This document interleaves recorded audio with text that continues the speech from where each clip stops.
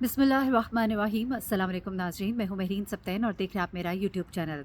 नाज़रीन, अमीर बालाज टीपू के बारे में मैंने कल एक वीडियो आपके साथ शेयर की थी, लेकिन इस वक्त अमीर बालाज के हवाले से कुछ बहुत ही एक्सक्लूसिव इन्फॉर्मेशन है जो मैं आपके साथ शेयर करने जा रही हूँ। ख़ास तौर पे अमीर बालाज के कातिल मुज़फ़्फ़र के हवाले से कुछ बातें सामने आई हैं। उसकी चौथी बीवी कौन निकली और चौथी बीवी ने पुलिस को तफ्तीश में क्या बातें बताई हैं, कुछ ऐसे राज जो है जिनका उसने इंकशाफ किया है। इस वक्त गोगी भट्ट, उसके भाई तैफ़ी भट्ट, उनके बारे में तो बात की जा रही है। तैफ़ी भट्ट के बारे में कहा जा रहा है कि उसने तो कराची से फ़रार किया है, बैरून मुल्क चला गया है। गोगी भट्ट जो है उस वक्त राबते में था इसी शख्स के साथ, इसी कातिल के साथ, और लाहौर में ही वो राबते में था। उसकी लोकेशन भी लाहौर की ही थी लास्ट। लेकिन अब जो छापे मारे जा रहे हैं उसमें उसके वेयर अबाउट्स का तो नहीं पता है, लेकिन ये ज़रूर है कि उसके अड्डे से, डेरे से 4 उसके गार्ड्स जो हैं वो उठाए गए। लेकिन अब इस खातून के सामने आने से कुछ चीज़ें जो हैं, कुछ मुद्दे खुले हैं। ये खातून जो है ये इसकी चौथी बीवी है। इससे पहले 3 बीवियों को ये तलाक दे चुका था शख्स मुज़फ़्फ़र। पिछले 22-25 साल से ये ज़ाती मुलाज़िम था गोगी भट्ट का, और गोगी भट्ट के मालशे के तौर पे भी काम करता रहा था। बहुत ही करीब था गोगी भट्ट के। इसके पास कई सिमें थीं, जिनमें से एक सिम वो पिछले 15 साल से इस्तेमाल कर रहा था, और एक सिम उसने लतीफ़ा बीबी नामी औरत के नाम पर हासिल की थी। ये लतीफ़ा बीबी कौन थी, इससे इसका क्या ताल्लुक़ था, इस पर तो आगे चल के बात करते हैं, मैं आपको बताती हूँ। लेकिन उससे पहले ये शख्स जो है, इसको जो टास्क दिया गया था, उसके अलावा एक और शख्स जो कि उस वक्त अमीर बालाज के इर्द-गिर्द मौजूद था, जिसका नाम जो है शकील भट्ट कहा जा रहा है। और ये शकील भट्ट के बारे में कहा जा रहा है ये पुलिस अफ़सर है। पुलिस की भी 2 कहा जा रहा है कि ऐसे ग्रुप्स हैं, कुछ गोगी भट्ट के साथ और कुछ अमीर बालाज के साथ थे। अमीर बालाज जो कि चाहता था कि दुश्मनियाँ ख़त्म हो, लेकिन कहते हैं कि कहीं-कहीं उसे एकदम से जोश आता था और उसे ये दुःख होता था कि अपने बाप का मैं बदला ना ले सका, तो वो डेरों पर जाकर, बाहर जाके हवाई फायरिंग करके आ जाता था। इस तरह का जोश और जज्बा उसमें पाया जाता था, और साथ ही साथ एक निडर शख्स था। इसके बारे में कहते हैं कि इसको मौत से कोई खौफ नहीं था। इसीलिए ये शादियों में और इस तरह की तकरीबात में खुलेआम चला जाता था, और ये जानने के बावजूद कि बहुत से दुश्मन है, बेशक दोस्तियाँ हो गई थी, बज़ाहिर कहा जा रहा था कि सुलह सफ़ाई हो गई है, कुरान पर बात हो गई है, लेकिन उसके बावजूद ये दुश्मनियाँ जो है ये दिल में पल रही थी। गोगी भट्ट के साथ जो मामलात चल रहे थे उसमें इसको ये यकीन तो था कि कहीं न कहीं वो मेरे साथ कुछ ना कुछ तो कर सकते हैं। इस बारे में इसके दोस्त कहते हैं कि ये कहता था अपने दोस्तों में कि मैं अपने बच्चों के ज़्यादा करीब नहीं रहता, मैं इसलिए उनके करीब नहीं रहता कि कहीं वो मुझसे ज़्यादा प्यार ना करने लग जाए, क्योंकि मुझे मालूम है मैं कहीं न कहीं मारा जाऊँगा। जी हाँ, गोगी भट्ट ने एक पोस्ट भी शेयर की थी गुज़िश्ता दिनों, जिसमें उसने नबी पाक सल्लल्लाहु अलैहि वसल्लम की एक हदीस जो है जिसे कोट किया था, जिसमें ये कहा गया था कि अगर तकलीफ़ में हो तो अपनी मौत की दुआ ना करो। मैं उसका मतलब बयान कर रही हूँ। और अगर दुआ करो भी, अगर कभी मौत माँगो भी, तो इस तरह कि ए अल्लाह अगर ज़िंदगी मेरे लिए बेहतर है तो मुझे ज़िंदगी दे, और अगर मौत मेरे लिए बेहतर है तो मुझे मौत दे दे। तो इस तरह से दुआ करो। तो इस तरह की बातों से ये लगता है कि गोगी भट्ट को अपनी मौत के बारे में एक ज़रूर ये यकीन था कि कहीं न कहीं मौत जो है वो आ जानी है, और मौत से वो इस तरह से डरता नहीं था, इसीलिए शादी ब्याह पर जाना आना जो है उसका बहुत ही कॉमन था। अभी मैं उस कातिल की चौथी बीवी और उसके बयानात के बारे में तो आपको बताती हूँ, लेकिन उससे पहले आपको बताऊँ कि ये शादी की जो तकरीब थी, इसमें इससे पहले भी उसने शिरकत की थी। पहले कवाली नाइट थी, उसमें भी ये गया। उसके बाद ये आखिरी रात जो थी जहाँ पर वो लोगों के साथ मौजूद था, कुछ गार्ड उसके बाहर बैठे थे, कुछ इर्द-गिर्द करीब में बैठे थे। ये जो शख्स था ये पहले भी सेल्फ़ी लेने के बहाने करीब आने की कोशिश करता रहा था, लेकिन उनके गार्ड्स ने उसको पीछे कर दिया था। लेकिन उसके बाद अब ये जो है करीब आने में कामयाब होता है, और जैसे ही करीब आता है तो वो फायर खोल देता है। जिसके जवाब में इसे मारने वाला कोई इसका अपना गार्ड नहीं होता अमीर बालाज का, बल्कि जो गार्ड होता है वो किसी और का गार्ड होता है, जो सीधा उसकी आँख पे फायर करता है, और मौके पर उसकी भी डेथ हो जाती है। अब इस शख्स की बॉडी हासिल करने के लिए इसकी बीवी जो है वो पहुँचती है। यहाँ से अब ज़रा कहानी में एक ट्विस्ट आता है। इसकी बीवी जो है अपने वकील के ज़रिए पहुंचती है और बॉडी डिमांड करती है, तो पता लगता है कि ये इसकी चौथी बीवी है। इसकी बीवी को फिर ज़ेर हिरासत लिया जाता है, और इससे फिर सवाल जवाब शुरू होते हैं। तो पता लगता है कि ये इसकी चौथी बीवी है।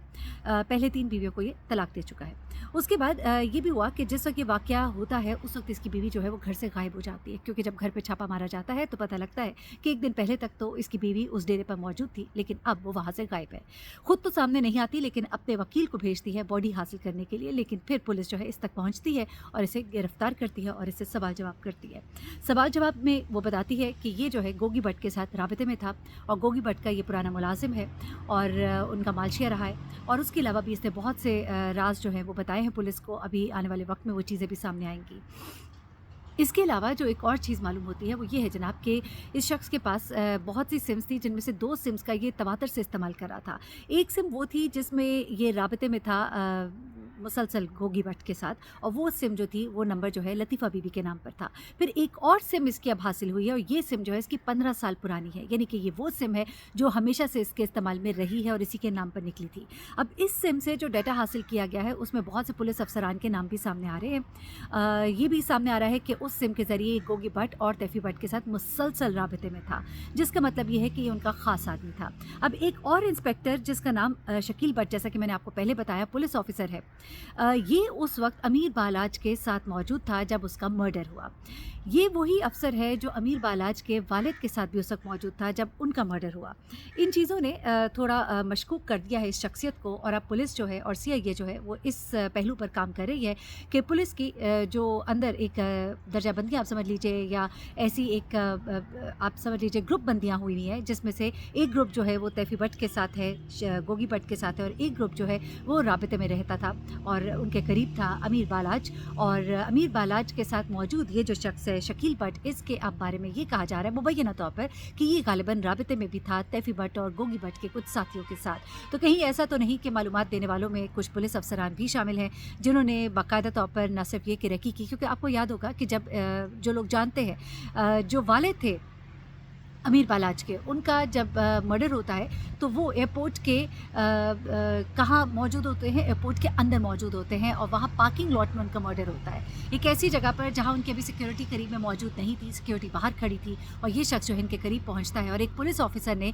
उस वक्त अमीर बालाज के बाप तक पहुँचना होता है, उनको लेकर उनके सिक्योरिटी तक, उनके प्रोटोकॉल तक जाना होता है, लेकिन अभी वो अफसर उन तक नहीं पहुँच पाता कि ये शख्स जो है, जो कातिल है, जो एक आम शख्स है, गन के साथ एयरपोर्ट की हुदूद में दाखिल हो जाता है, जहाँ पर गन के साथ दाखिल होना बड़ा ही हैरत अंगेज़ है, लेकिन वो गन के साथ वहाँ दाखिल होता है, न सिर्फ ये बल्कि उनका वहाँ पर कत्ल भी करता है। तो ये चीज़ें जो है एक नए एंगल पर अब पुलिस जो है वो काम कर रही है। लतीफ़ा बीबी नामी औरत के बारे में कहा जा रहा है कि उसके नाम पर सिम निकलवाई गई, लेकिन अब ये बात भी सामने आ रही है कि उसका भी कोई ताल्लुक है गोगी भट्ट और तैफी भट्ट के साथ। तैफी भट्ट जो कि मुल्क से फ़रार हो चुका है, लेकिन at the same time Gogi Bhatt जो है वो इस वक्त यहीं पाकिस्तान में मौजूद है, और पुलिस जो है मुसलसल छापेमारी है, टीमें तश्कील दे दी गई हैं उसको पकड़ने के लिए।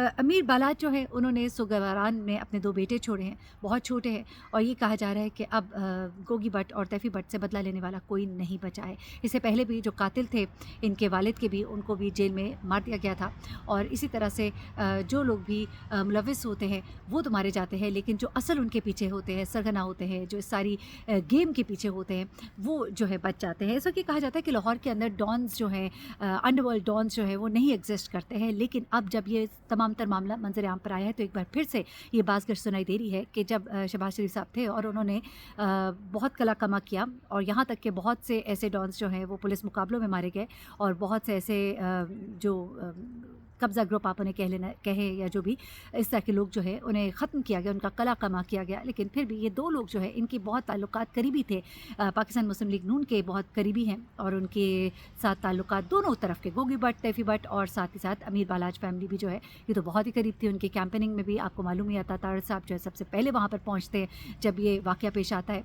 तो एक बड़ी क्लोज़ लाइज़ॉन है दोनों पार्टीज़ की पाकिस्तान मुस्लिम लीग नून के साथ। तो शायद यही वजह है कि ये जो 2 आप कह लीजिए ग्रुप है वो बच गए थे, लेकिन अब जो है आने वाला वक्त उसमें देखिए कि क्या होता है।